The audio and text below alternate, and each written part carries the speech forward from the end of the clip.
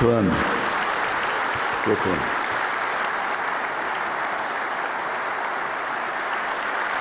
شكرا.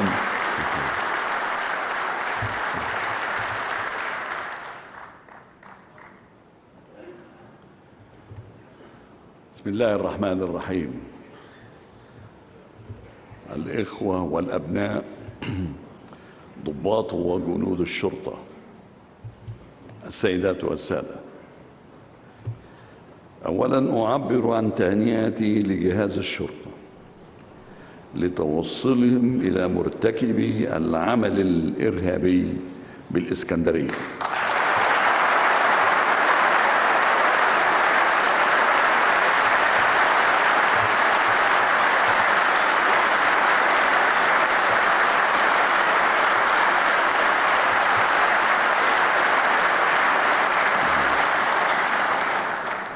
إن ما استمعنا إليه الآن من السيد وزير الداخلية يشفي صدور جميع المصريين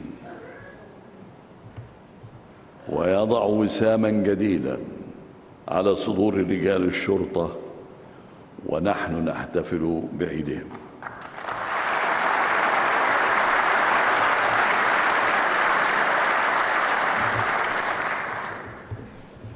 ويأتي احتفالنا بعيد الشرطة هذا العام وقد تعرضت مصر لهجمة جديدة من قوى الإرهاب استهدفت أمن الوطن واستقراره، كما استهدفت وحدة أبنائه من المسلمين والأقباط.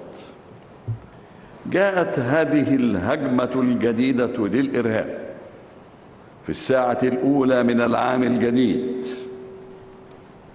لتستدعي إلى أذهاننا جميعا ما يحدق بأمن مصر القومي من تهديدات ومخاطر، وما يتربص بهذه الأرض الطيبة من غدر واستهداف ومخططات.